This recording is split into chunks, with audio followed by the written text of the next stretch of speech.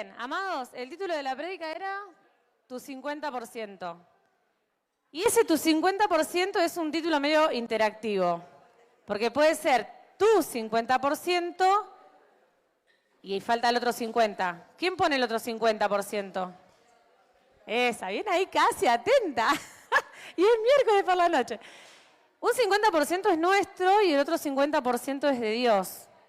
Pero después estaba la pregunta, o lo que a mí me inquietaba, digo, ¿quién pone el primer 50? ¿No? Porque 50 y 50, ¿y quién actúa primero?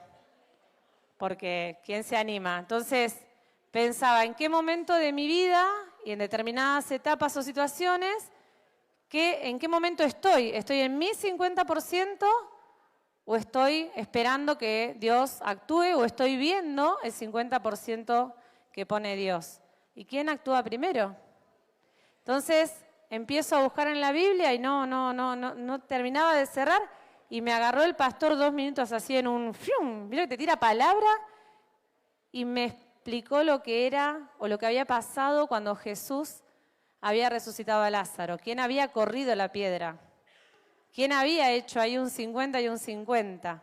Así que bueno, en esta noche los invito a ver eso. ¿En qué 50% están? Si están poniendo de ustedes, si está poniendo Dios en su obrar, si estamos esperando, si tenemos que accionar nosotros o tenemos que esperar que Él obre primero. Si hay algo que me quedó re claro, es que si yo voy a mirar la vida de Jesús, ¿quién obró primero? ¿Jesús o Dios? ¿Qué se les ocurre? En la cruz, ¿quién puso el 50 primero? Jesús, porque fue el que murió. Cuando Él puso su 50%, a los 3 días, ¿quién lo resucitó? ¿Se resucitó solo? Lo resucitó Dios. Y ahí me dio cierta paz. Digo, bueno, ahí tengo una primera respuesta. El 50% lo puso Jesús. Y después Dios obró. Entonces quiere decir que el 50% que yo estoy esperando, que digo, ay, ¿por qué Dios no obra? ¿Por qué Dios no me responde? Y Dios debe estar diciendo, Sami, ¿podrías poner tu 50%? Porque Jesús no fue resucitado antes de morir. Entonces me estás pidiendo que yo haga esto, pero vos no estás haciendo lo que tenés que hacer. Y hay un montón de versículos. Yo les quería mostrar, vieron que el pueblo de Israel a mí me encanta. Es una cosa que, sí, son terribles. Es un lindo ejemplo. Y hay un videíto que les quería compartir a ustedes que habla sobre la esclavitud. Bien. Yo hoy le preguntaba al pastor, si pensamos en el pueblo hebreo y en Egipto, ¿cómo es que llegó el pueblo hebreo a ser esclavo, no?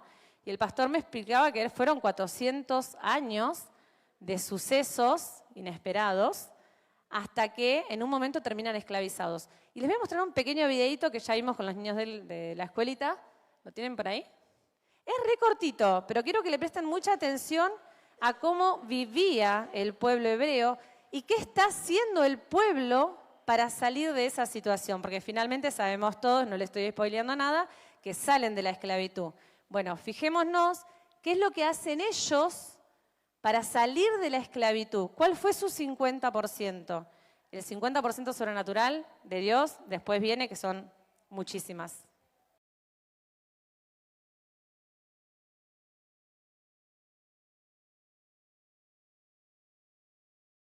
Bueno, buenísimo. Se nota quiénes eran los hebreos, ¿no? No eran los que tenían el látigo en la mano, eran los que estaban soportando el azote. Y yo pensaba, digo, en esa situación, cuando nosotros estamos soportando el azote, cuando estamos soportando la falta de trabajo, cuando estamos soportando los problemas en el matrimonio, cuando estamos soportando los problemas con los hijos, cuando estamos soportando situaciones en el trabajo, a veces tengo un trabajo, pero no me dan las cosas como yo esperaba.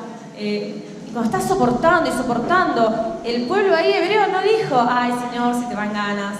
Era un clamor, era realmente un clamor. Yo les quería compartir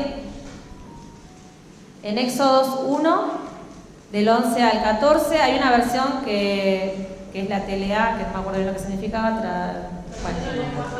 traducida esa misma. Mira, dice así: para humillar a los israelitas, los egipcios los pusieron a las órdenes de capataces y los obligaron a construir las ciudades de Pitón y Ramsés. En esas ciudades el rey de Egipto guardaba sus provisiones, pero mientras más maltrataban los egipcios a los israelitas, más crecían ellos en número. Tanto era el miedo que los egipcios sentían frente a los israelitas que los trataban con mucha crueldad y los hacían trabajar muy duro. Hasta los pusieron a mezclar barro para hacer ladrillos y también a trabajar en el campo. No la estaban pasando bien. Yo no sé qué situación estás pasando, ¿no? Pero en lo personal mía, tengo algunas situaciones que decís, las vengo soportando. No sé en qué momento de la Biblia Dios me está diciendo, a mí me encanta verte soportar. Porque la verdad que no. Fueron 400 años de tal vez decisiones muy poco acertadas. No tengo 400 años, no es la expectativa de vida nuestra. Entonces vamos a fijarnos si podemos revertir esa situación. Nadie elige voluntariamente estar sufriendo, ¿sí? Pero bueno, ahí, en ese videíto, el pueblo hebreo clamó. No es que oró una vez, de vez en cuando, si se acordaban. Y les quería compartir Éxodo 6, del 1 al 5, dice, Dios le contestó. El pueblo hebreo hizo su 50%, clamó. Estás pasando una situación que te parece que no la podés soportar, que te parece que ya no la podés resolver, que sentís, no es que te parece, sentís que te está esclavizando, estás soportando los azotes. Bueno, mira, en Éxodo 6, del 1 al 5 dice, Dios le contestó, de tal modo voy a castigar al rey de Egipto que él mismo les pedirá que abandonen su país. Yo soy tu Dios. Tus antepasados me conocieron con el nombre de Dios Todopoderoso, pero no por mi verdadero nombre, que es Yo Soy. Yo me comprometí a darles el país de Canaán, donde antes vivieron como extranjeros. Y ahora que he escuchado los gritos de dolor de los israelitas por el maltrato de los egipcios, me he acordado del compromiso que tengo con mi pueblo. Y ahí lo único que se me venía a la mente es, ay, por favor, Señor, tené piedad. Tené piedad de esta situación, de esta persona, de esto que me está haciendo sufrir tanto, porque vos me vas a escuchar. Vos me estás escuchando. ¿Cuánto tiempo más vamos a estar clamando? Dios escucha, te escucha. ¿Clamaste? ¿O le pediste a la pasadita? Ay, Señor, qué sufrimiento. Eso no es clamar. Arrodillate como recién en tu habitación. No hace falta que te vea todo el mundo. Arrodillate en lo íntimo. En tu corazón clama. Porque Dios te escucha, porque Dios nos escuchó. Cuando pensaba en lo sobrenatural, en las formas en las que Dios obró con ese pueblo. Y capaz que no tengo ahora un mar adelante mío que me está impidiendo avanzar. Pero hay cosas que no me dejan avanzar. ¿Y qué es lo que está impidiendo que Dios obre sobrenaturalmente? Hay cuestiones con los niños, ustedes saben que yo trabajo con los chicos, y muchas veces yo puedo ayudar al nene, pero dependo del papá o la mamá o el adulto responsable para poder saltear la situación. No siempre las cosas funcionan como uno quisiera. Entonces es ese adulto responsable al que yo necesito que accione. Pero a veces el adulto responsable es el que me está causando el problema. Entonces vos decís, ese es mi mar. Yo no te puedo cruzar. Pero yo clamo a mi Dios y Dios me escucha y Dios me escuchó. Y hoy por hoy hay un montón de mares abiertos adelante. Por eso los invito a que clamen. Ponete un día. Yo le decía al pastor, no puedo ayunar todo el día por la actividad que tengo. Bueno, ayunate mediodía, buscate un rato, apartate, ponete un día en la semana, todas las semanas. ¿Hay algo que te está azotando? Elegite el día que vos quieras, el día que a vos te quede cómodo. Pero ese día, que sea mediodía, clamá, porque Dios te va a escuchar. No soportes, no tenés 400 años acá. Entonces, el tiempo que estés viviendo, clamá, que Dios te va a escuchar. Y ahí venía otra parte. Siempre nos quejamos de lo mismo, más o menos, la economía. ¿A quién le va que está nadando en dinero? Levante la mano. Si alguien, necesito $4.000. Bien, no tenemos la pileta llena de dólares, ¿no? Pero mirá lo que te dice en Malaquías 3:10. Traigan a mi templo sus diezmos y échenlos en el cofre de la ofrenda. Así no les faltará alimento. Pónganme a prueba con esto. Verán que abriré las ventanas del cielo y les enviaré abundante lluvia. ¿Cuántos vinimos acá a pedir que se abra el cielo? Recién. Entonces, ¿qué querés hacer? ¿Pusiste tu 50%? ¿Vos te pensás que a Dios le hace falta tu plata? ¿O que el pastor se va a ir a las Islas Caribes? Si desaparece un tiempo es porque se va a operar. No se va a ir de vacaciones. Tu 50% de desprenderte del dinero no es porque tenés que vivir en la humildad y porque... No, es porque vos tenés que reconocer que vos no dependés de tu trabajo. No, pero que yo tengo que aguantar, porque si no, no tenés que nada. Si ya aceptaste a Cristo, sos hijo de Dios, ¿qué estás haciendo? Entonces, parate y plantate como quien sos, porque Dios te está diciendo, tráeme el diezmo y poneme a prueba, a ver si te va a faltar algo. Te va a faltar, y yo les puedo asegurar, porque lo he hecho y lo he hablado con Norbert también, un tiempo donde diezmar, por mala administración, se me ha complicado y decís, bueno, no, Señor, vos sabés que no llego, entonces no es tan necesario diezmar. Y las cosas fueron para peor. ¿Pero por qué? Porque dejo de confiar y pienso que yo voy a hacer el 100%. Yo me lo imaginaba a Jesús muriendo y resucitándose solo. No. Entonces, es bíblico. Hay una parte que vos tenés que hacer. Y la otra, dejásela a Dios, que Él la va a hacer bien. Si ustedes a mí me piden un vaso de agua y lo tengo cerca, se los voy a alcanzar. Pero si vos a Dios le pedís un vaso de agua, te da un manantial. No te va a andar escaseando, ni te va a dar un vasito todo pobrecito. Entonces, hagan ese 50%. Yo los invito con el tema del diezmo, que es algo que nos cuesta mucho, porque te tocan el dinero y es la seguridad. Tenemos plata, estamos tranquilos. Como que de pronto no hay ni enfermedades tampoco. Pero ese 50% no es porque la iglesia necesita el dinero, es porque vos necesitas reconocer que no estás dependiendo de vos, estás dependiendo de Dios. ¿Cómo estás con tus hijos? Vieron que los padres, yo siempre hablo de mis hijos, sí, siempre hablo de mis hijos, porque los amo un montonazo. Cuando uno hace lo natural, ¿no? O sea, yo voy a hacer lo natural con mis hijos. Le voy a decir qué cosas les convienen hacer. ¿De dónde lo voy a sacar? De la palabra de Dios. Voy a tratar de instruirme, yo voy a hacer lo natural. Ahora, porque yo haga lo natural, voy a lograr que ellos tengan un valladito, una burbujita y vayan caminando por la calle y nada les suceda. No, porque yo voy a estar ocupada en mi trabajo y Zaira va a estar ocupada en su secundaria, donde pueden pasar un montón de variables. Pero voy a estar tranquila porque mi 50% lo hice. Yo sembré en ella la palabra de Dios. Yo sembré en ella que cuando tiene un problema tiene que orar. No te vas a arrodillar en el medio del aula del secundario, pero te vas a retirar si necesitas y no podés orar. Te vas a retirar y vas a orar y vas a clamar y vas a saber que Dios tiene el control. Entonces, mi 50% yo lo voy a hacer. El otro 50% duermo tranquila que Dios va a obrar. Ya no necesito que me mande un mensajito cada vez que, ¿dónde estás? ¿Qué estás haciendo? ¿Cómo estás? 5 minutos no me contestó, ¿dónde está? Porque yo tengo paz. Yo sé que a ella le indiqué. Porque tengo paz es que el mensajito me lo va a mandar desde una escuela, no desde un boliche. ¿Se entiende? Entonces, si yo hago mi 50%, ma, yo quiero ir a bailar. Bien, mi amor, yo quiero ser rubia y no me sale. Cosas que pasan. No vas a ir, ¿entendés? Porque yo voy a hacer mi 50% y te voy a cuidar y no te voy a dejar meterte en lugares que no te corresponde. Ay, no sabes, no puedo dejar el cigarrillo. ¿En qué momento lo agarraste? Si sos hijo mío, no vas a fumar.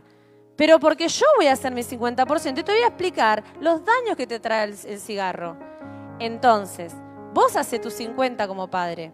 Porque Dios hace el suyo. En la Biblia te dice, instruye al pequeño en tu camino, en sus caminos. Y cuando sea grande, no se va a apartar de mí. ¿Instruyeron al niño en su camino? Cuando era pequeño, porque no dice que instruyamos a los ancianos en el camino. A los niños. Si Dios te lo dio desde que estaba en el vientre de tu panza. Entonces, dale. O sea, ese es tu 50%. Después, descansa tranquilo que Dios va a hacer su 50%. Cuando tu hijo se rebele y se levante en contra tuyo, vos vas a orar, vas a reprender todo espíritu de rebeldía y ahí va a estar Dios obrando. Cuando vos veas a tu hijo que está atravesando una situación y lo angustia y lo pone triste, la vas a llamar a Débora, pero también vas a reprender todo espíritu de tristeza y vas a saber que Dios va a estar obrando ahí. Bien. Y esta es la parte cuando Jesús resucitó a Lázaro. El pastor en una situación X me pregunta, ¿quién había corrido la piedra cuando Jesús lo resucitó? Y la verdad que a mí se me había pasado ese detalle. La piedra la corrieron los discípulos. En Juan 11, 38 al 44. Esperen, esto que se me trae el celular. Ahí está. Todavía con lágrimas en los ojos, Jesús se acercó a la cueva donde habían puesto el cuerpo de Lázaro y ordenó que quitaran la piedra. Pequeño detalle. Ordenó que quitaran la piedra. No la quitó él. Él ordenó que lo hicieran. Que cubría la entrada. Pero Marta le dijo, Señor, hace 4 días que murió Lázaro. Seguramente ella huele mal. Jesús le contestó, ¿no te dije que si confías en mí verás el poder de Dios? La gente quitó la piedra de la entrada, luego Jesús miró hacia el cielo y dijo, Padre, te doy gracias porque me has escuchado. Yo sé que siempre me escuchas, pero lo digo por el bien de todos los que están aquí, para que crean que tú me enviaste. Y ahí en ese pasaje maravilloso yo me detenía en esto. Jesús no corrió la piedra. ¿Qué piedra no te está dejando? ¿Qué piedra vos tenés que correr para que Jesús pueda obrar? Pensá y pidamos revelación, porque en ningún lugar de la Biblia nos dice que nos tenemos que sentar a quejarnos. Jesús no se sentó a quejarse. Otro hombre grande de la Biblia, Pablo, perseguido, angustiado, o sea, no, en angustia decía, pero no angustiado. Entonces, un hombre que realmente había podido vivir en carne propia lo que era estar en persecución. Y yo me imagino en persecución. ¿En qué momento yo salgo de mi casa y estoy en paz?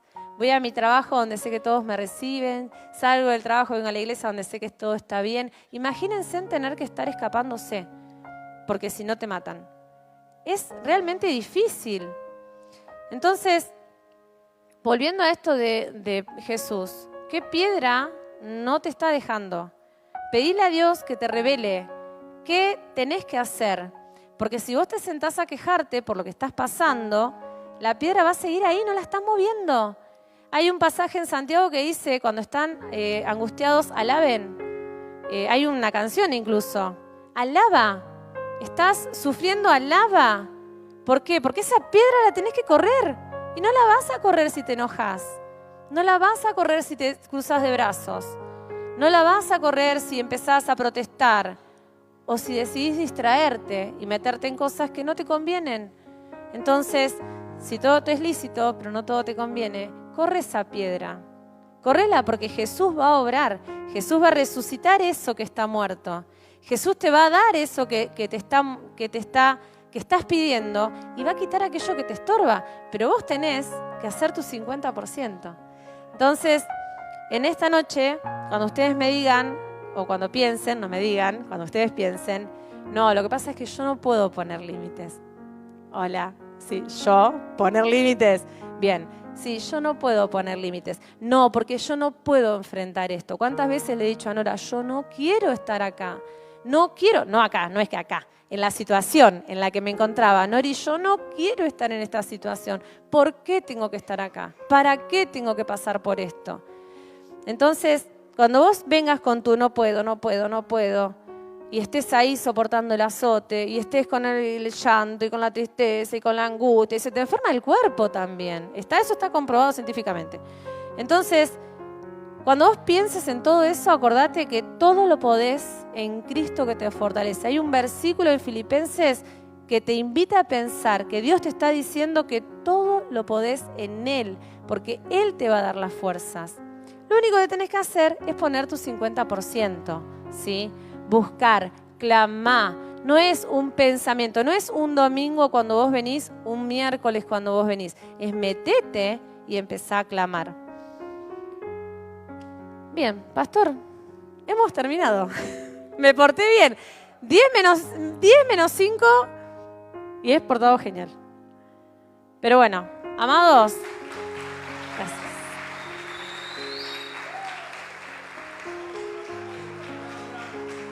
Amén.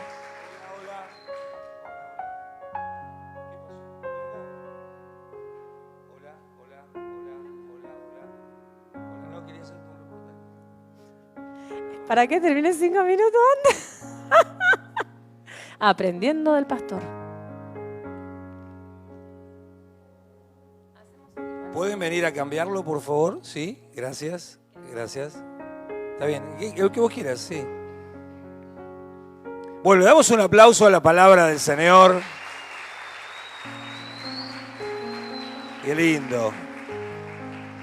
Bueno, hoy no vamos a terminar con alabanza, sino que vamos a terminar con una parte práctica, ¿sí? Porque seguramente vos mucho de lo que predicaste es de lo que viviste. Tomaste el ejemplo de Zairi, tomaste el ejemplo de decir, yo no quiero estar acá.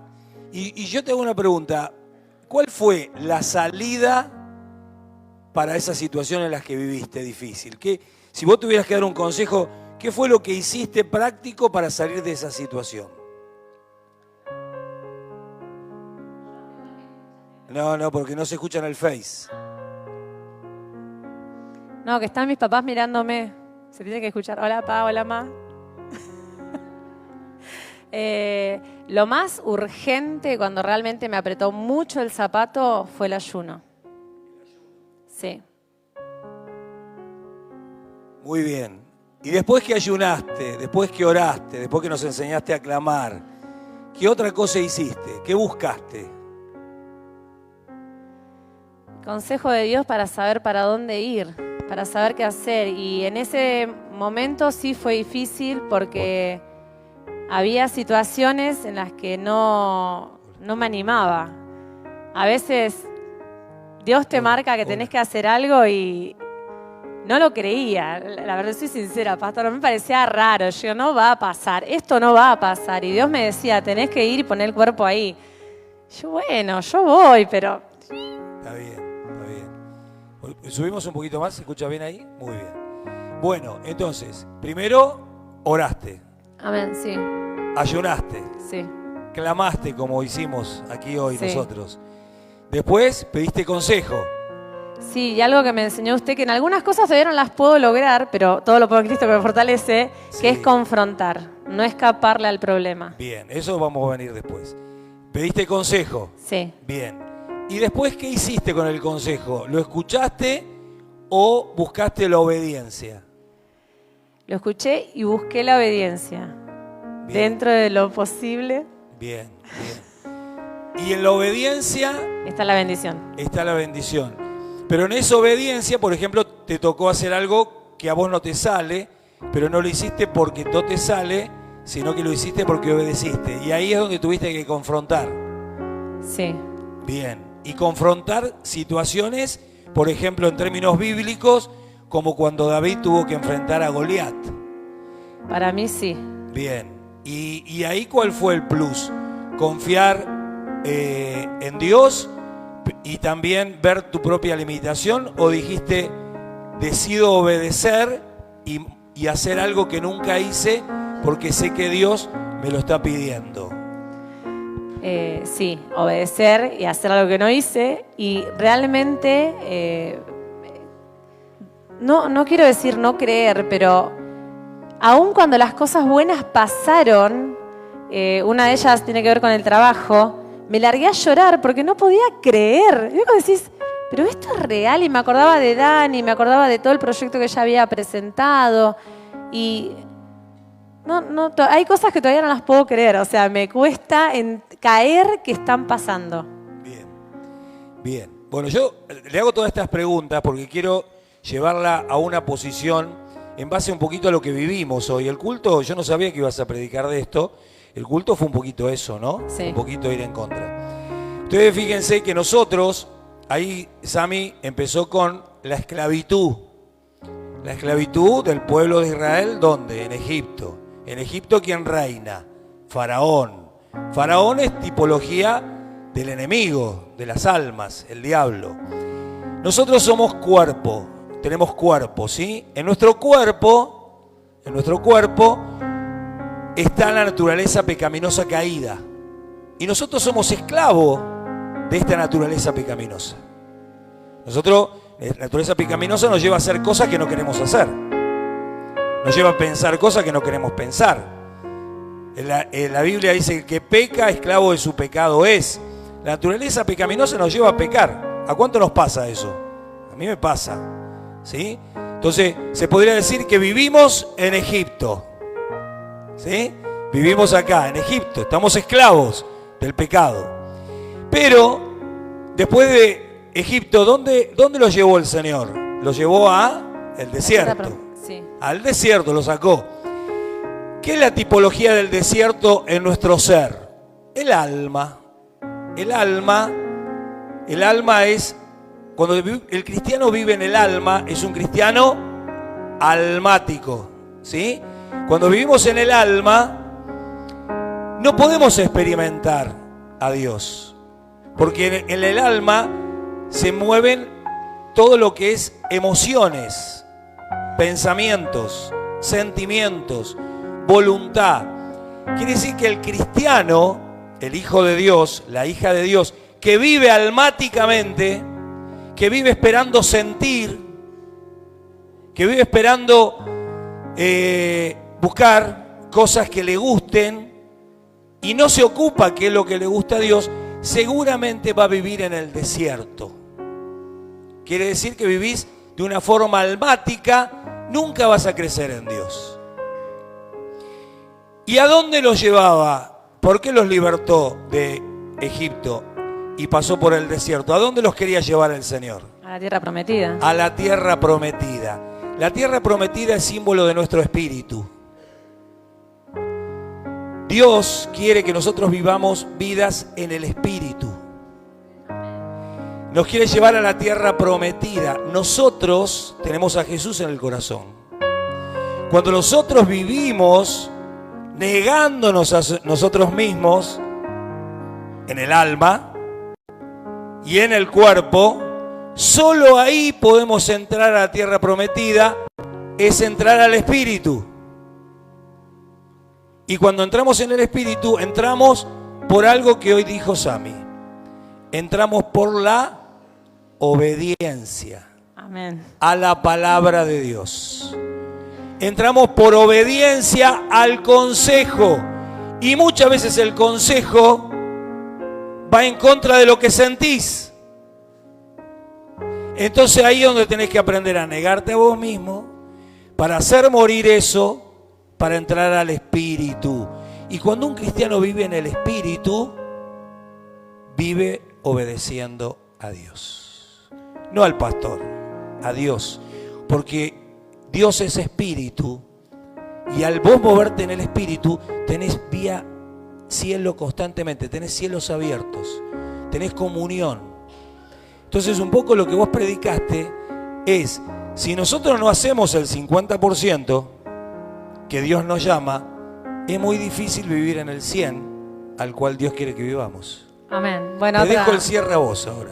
Ay, la frase que dijo Estelita. ¿Dónde está Estelita? Estelita era mente.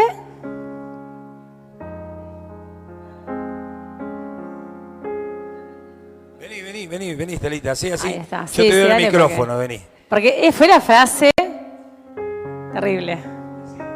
Una mente ocupada es una mente para Dios. Una mente desocupada es herramienta del enemigo. Amén. Una mente ocupada es una mente para Dios. Una mente desocupada es herramienta del enemigo. Amén. Amén. Un aplauso a esa frase.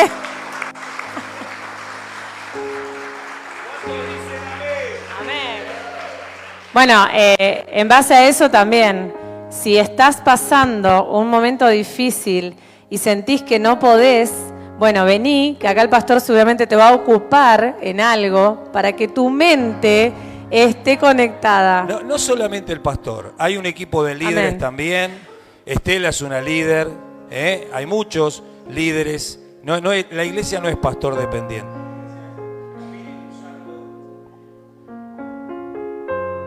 Espíritu Santo dependiente. Entonces, el consejo también está dado en el Espíritu que se mueve a través de muchos. Bueno, si quieren venir a la escuelita, A la escuelita la también. escuelita bíblica o La recreando escuelita. los sábados, bueno, como quieran. Te invito a que te pongas de pie, iglesia. Podemos terminar con una oración tuya en base a tu palabra. Amén. Y terminamos.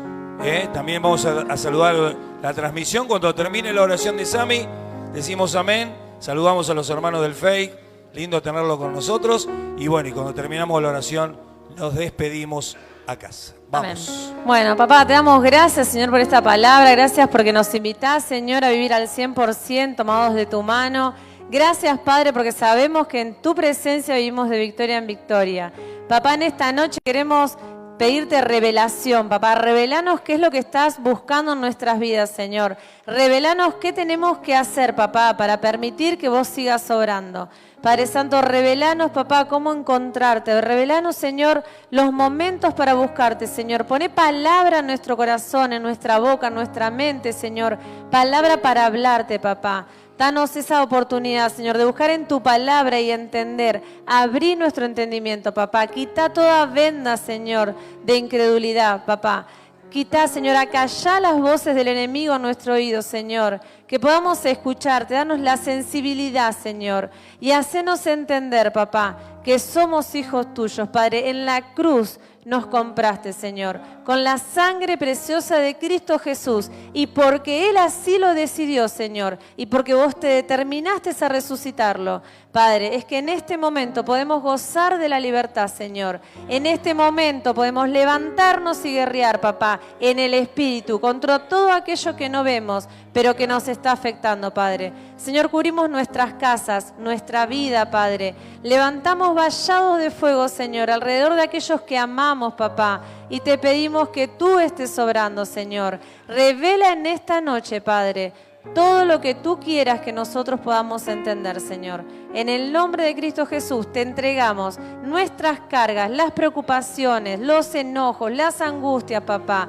Y te damos gracias, Señor. Gracias porque ya nos libraste de la esclavitud. Gracias porque ya nos compraste con la sangre de Cristo Jesús, papá. En el nombre precioso de Cristo Jesús, Señor. Amén.